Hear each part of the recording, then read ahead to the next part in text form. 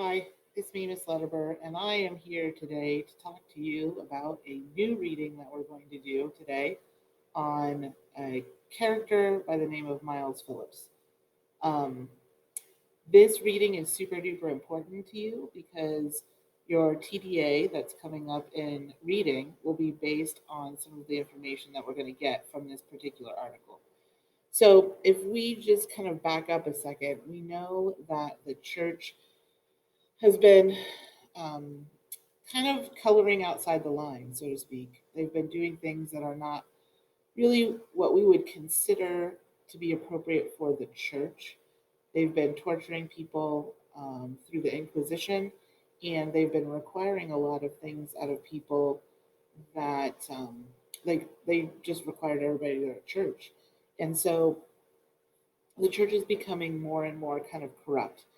We talked about the fact that power definitely corrupts, and they have a lot of power. And so today we're actually going to read an article. It's a primary source. Now, primary sources, if you recall, are written in firsthand account. So the person that's kind of talking in this case is Miles Phillips. So go ahead and click on the Cami tool so that we can get this up and running. Um, the article is called Miles Phillips, I Was a Prisoner of the Inquisition.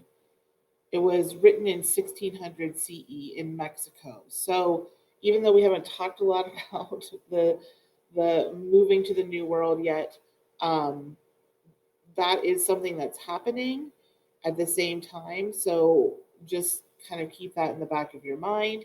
And Mexico would have been controlled by, at this point, by the Spanish, who are devout Catholics. So if you would go ahead and put your name in here, circle your teacher of choice. This is what we're looking for at this point. We're going to have underlined for focus 5 connections, 5 questions, and at least 3 images. The ultimate question for you, though, is what is the focus? In this case, we're looking at the title and then we're changing it into a question like we always do. Miles Phillips, I was a prisoner of the Inquisition. So we want to know, what was it like to be a prisoner of the Inquisition? Remember, the Inquisition court is a system that was established and run by the Catholic Church at the time, and they are the people who are doing things like torturing you for information. So, this is a primary source. I better put that up here just so we remember. Which means that it being a primary source, some of the words and some of the language might be difficult.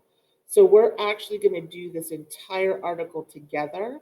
So, as long as you're following along and doing what you need to do to your end, when you submit it at the end, you should get all of your points. So, oh, I forgot to make this into a question. There we go. Okay, so let's start at the beginning. We were often called before the Inquisitioners alone, and there severely examined our faith, and they commanded us to say the Our Father, the Holy Mary, the Creed in Latin, which God knoweth a good number of us could not say otherwise than in the English tongue. So we, right here, right off the bat, we know that there's more than one person involved. So Miles Phillips and some buddies, um, and he's being called before the Inquisition, and he's being severely examined for his faith. So that would be an example, um, right here, severely examined for his faith. That for sure is a way that he was being part of the Inquisition. He was commanded to say these prayers. Okay, these are all prayers. And so if you don't know that, I would probably put a little text box in here and write prayers.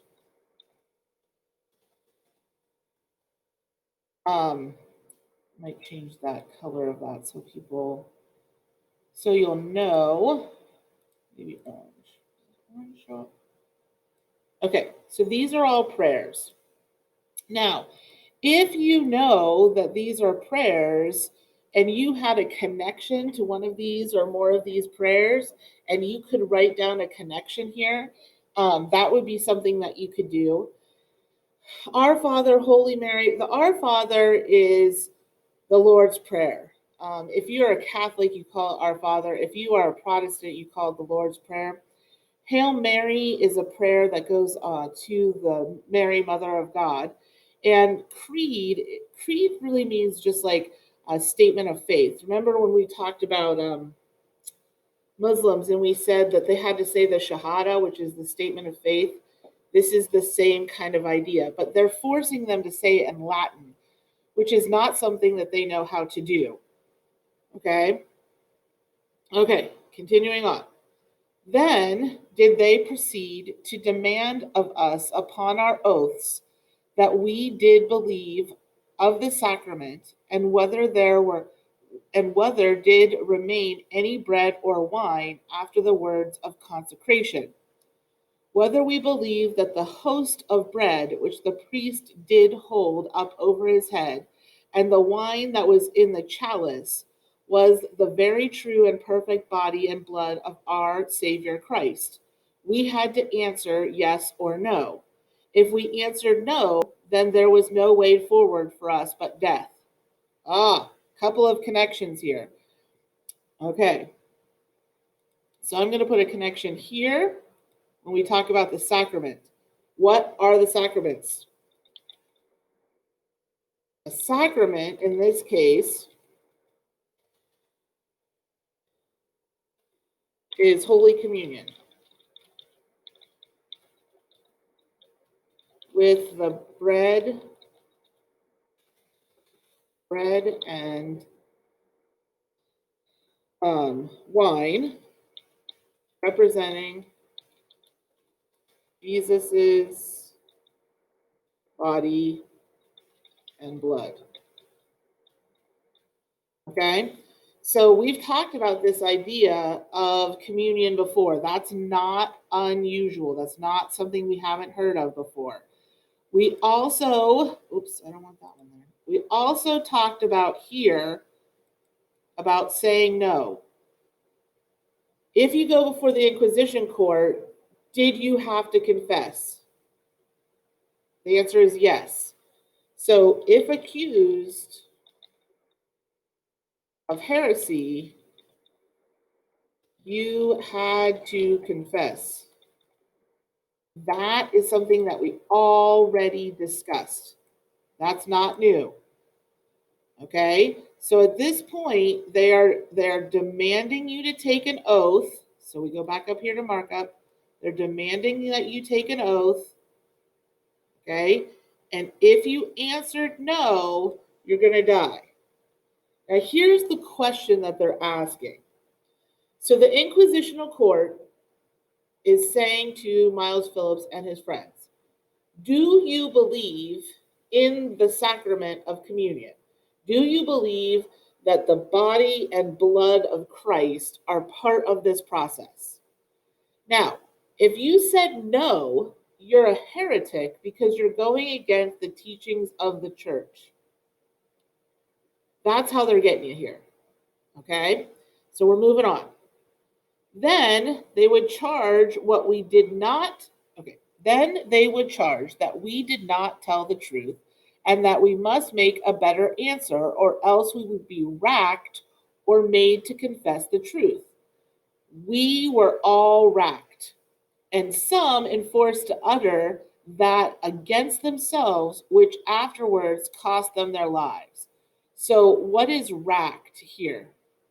This would be a good opportunity for us to go ahead and put in a picture. Let me get some of this out of the way here.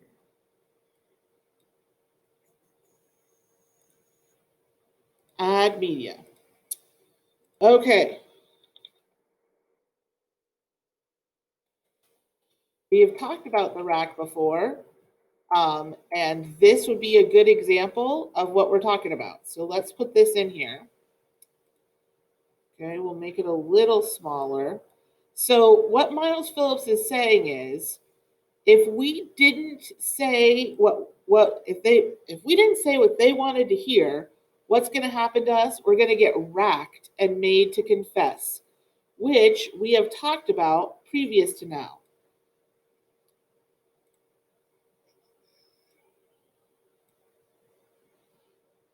Okay, we've told you that if by chance you decided that you are not going to tell them what they wanted to hear, there was going to be a consequence. And in this case, they were racked. Now, he also says that some of them who were racked were forced to utter against themselves. So they're forced to say something against themselves, which afterwards cost them their lives. Okay? This is the idea of being forced to confess. That's what we're talking about here. Okay, so we good so far? So far, so good. And thus, having gotten from our own mouths matter sufficient for them to proceed in judgment against us, they caused a large scaffold to be made in the midst of the marketplace in Mexico, right over against the head church. Now, here's another example of, oops, another example of an image. A scaffold, if you don't know, is something that they would use to hang people. Let's see if we can get this in here. So a scaffold is this part right here, which is the thing that people use to climb up on to like paint houses and things. But what they're talking about is they're going to build this scaffold and then they're going to take the men up there and they're going to hang them. Okay? So a scaffold in this case is what it looks like. So now they've gotten them to confess. This might even be another connection for us. Okay? All the men had to confess to the heresy and then have a what? We know this. What's the penalty for sin called? A penance. In this case, the penance is to give up their own lives. Okay? Is there anything in here that we need to highlight? Probably, I would say they would proceed to judge them, would be another example. Oh, miss them. Okay. I want to do a markup, and I want to do this. When they had enough evidence, they would judge us. Okay, going on. The next morning came, there was given to every one of us our breakfast, a cup of wine and a slice of bread fried in honey. And so about 8 o'clock in the morning we set forth of the prison, every man alone in his yellow coat and rope around his neck, and a great green wax candle in his hand unlighted, having a Spaniard appointed to go upon either side of every one of us, and so marching in this order and manner towards the scaffold of the marketplace. Okay, so as a prisoner, I got some breakfast, and then at 8 o'clock in the morning, every man was given a yellow coat. Okay, I'm going to highlight all of this. Every man was given a yellow coat, and he has a rope around his neck. Why does he have this rope around his neck? So I'm going to make a connection here. Rope around the neck would indicate that these men were to be hanged. Okay? So as I'm walking through the town, I boy, oh boy, does that make me mad. Okay. Having a rope around their necks indicated they were to be hanged. Okay, I've watched in my lifetime a whole lot of westerns because my mom is really, really keen on westerns. So this connection is something I get from watching westerns. So if your parents are western fanatics, you probably get an idea of what this looks like. Okay, the first man that was called was one Roger. So they're standing there and they're getting called up one by one. The first man that was called was Roger, the chief armorer, and he had the judgment to have 300 lashings on horseback. Okay, and after that, condemned to the galley to row as a slave for 10 years. So he's been charged of heresy, and this is his penance. He's going to get 300 lashes while he's on horseback, and he's going to be condemned to the galley to row the ship for 10 years. So he's going to be in this ship rowing, rowing, rowing as a prisoner for 10 years. That's what his punishment is. Okay? Um, a galley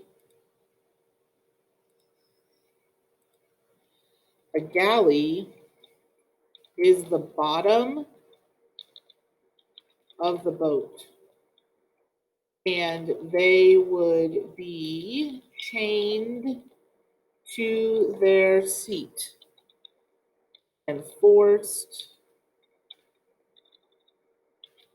to row.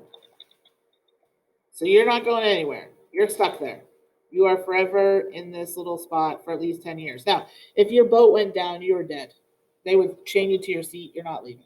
Okay? So Roger is the first dude in his little band of merry men. Okay. After he called John Gray, John Brown, John Ryder, John Moore, James Collier, and one Thomas Brown, they were adjudged to have 200 lashings on horseback, and they were committed to the galley for the space of 8 years. Now, what do we know then about these guys in comparison to Roger? What can you probably guess? Probably they did something not as bad as Roger did, or they confessed earlier, which means they get less.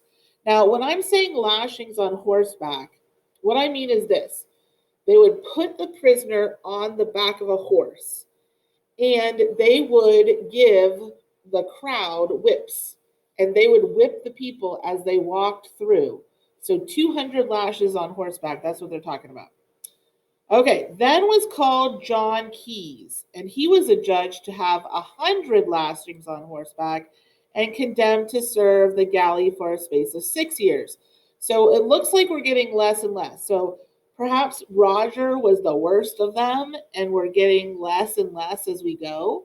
Um, I don't know, but maybe. I'm going to put a connection in here that says, seems that there were different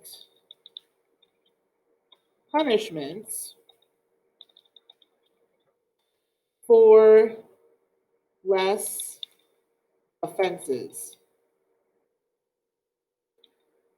I don't know how to write that, but that's what we're kind of talking about. Okay, there must be different punishments based on the different things they did. Okay, then it was I, Miles Phillips. Oh, so now we got Miles Phillips.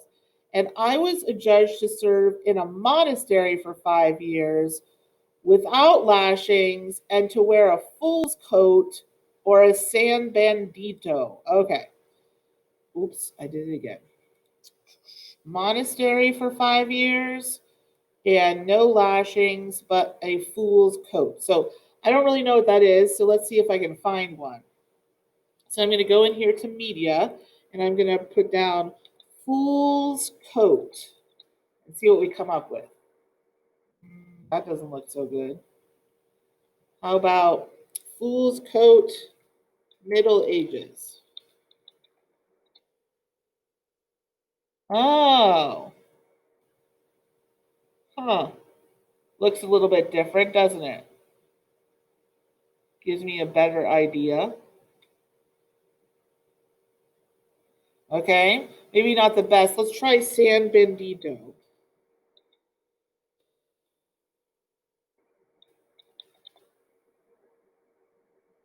Mm, that really didn't help either. Huh. So none of these are kind of doing what I want to do. So I still need to find out what a Benito. Maybe I didn't spell it right. SanbinetO.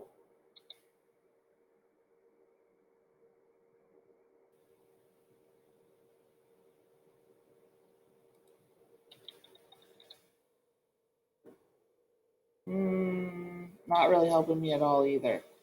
So I don't really know what this is, and I need to figure it out because that's part of this writing. So I need to find out. So if I go back here to my San Benito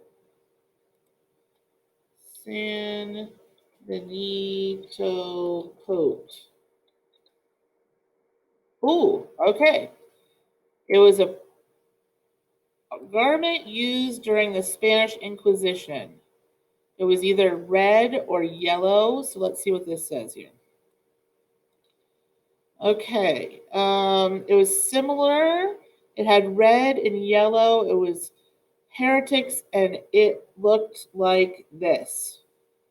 Ah, so it's kind of like a dunce outfit. It's an outfit that sets you apart. So I'm going to put that in here also as a comment, so I know what I'm talking about. A fool's coat is an outfit that you would wear,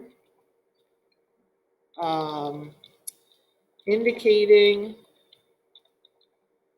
you were a heretic. Okay, so it's kind of like making a fool of you so that people know what's going on with you. Okay.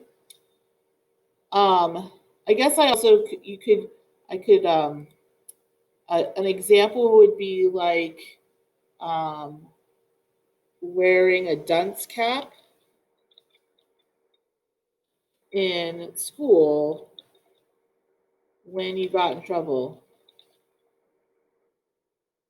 Now, if you don't know what that is, that can't be yours. Maybe you have another example of what that would look like, but that's up for you. Okay, so we're gonna keep going here. Which being done, it was now drawing towards night. George Reveley, Peter Monfrey, and Cornelius the Irishman were called and had their judgment to be burnt to ashes. Okay, so clearly these guys here, they must have done something really bad. So they were burnt to ashes. And so were presently sent away to the place of execution in the marketplace, but a little from the scaffold, where they were quickly burnt and consumed. Okay, we talked about burning at the stake. That's what's happening here. Okay, they found a horse in readiness for every one of our men who were condemned to have lashings and committed to the galleys. There were in number 60, and so they, being enforced to mount on horseback, naked from the middle upward, were carried to be shown as a spectacle for all the people to behold throughout the chief and proper or principal streets of the city. Okay, so they are mounted on horseback and they don't have any clothes on up to their waist or from their waist up. So they don't have any clothes on this way. And they're riding through the city and they have the number of lashes to every one of them appointed, most cruelly laid on their naked bodies with long whips. Okay? So you got that so far. After they returned to the inquisitor's house, with their backs all gore, blood, and swollen with great bumps, they were then taken from their horses and carried again to prison. Okay, taken from the horses, going to prison, where they remained until they were sent to the Spanish galleys to receive the rest of their martyrdom. Now we're going to come back to that in just a second. And I and 6 others with me, which had judgment and were condemned among the rest to serve as apprentices, an apprenticeship in the monastery, were taken presently and sent to certain religious houses appointed for that purpose. Okay, so right here, martyrdom, we know what this is, so I'm making a significant connection here. Okay, another connection. I need to make another connection. So, martyrdom. Being a martyr is to die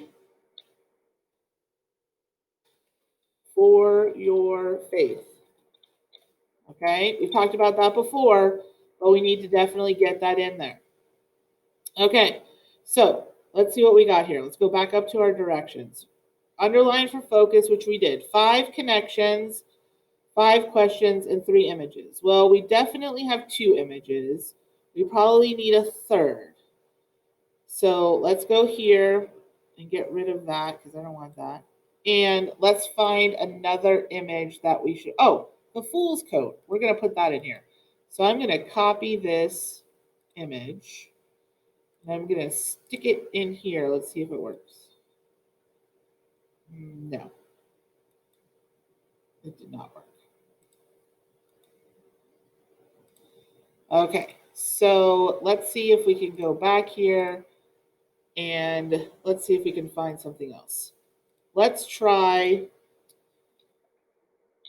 dunce cap, because that way we'll know what we're talking about. Okay, so this is a good example of a dunce cap right here. This person or this person or this person. So I'll choose this one. And then this should be a reminder of what a fool's coat looks like. Okay, so I'm going to go back up here to fool's coat, and hopefully that'll help. Okay, so I have 1, 2, 3 images. I have more than enough connections. I probably should put in some questions. I'm going to let you do that. And I'm going to change this to three questions instead of 5. I'm going to let you do that because I have a feeling that you might have more questions than I have as you go through.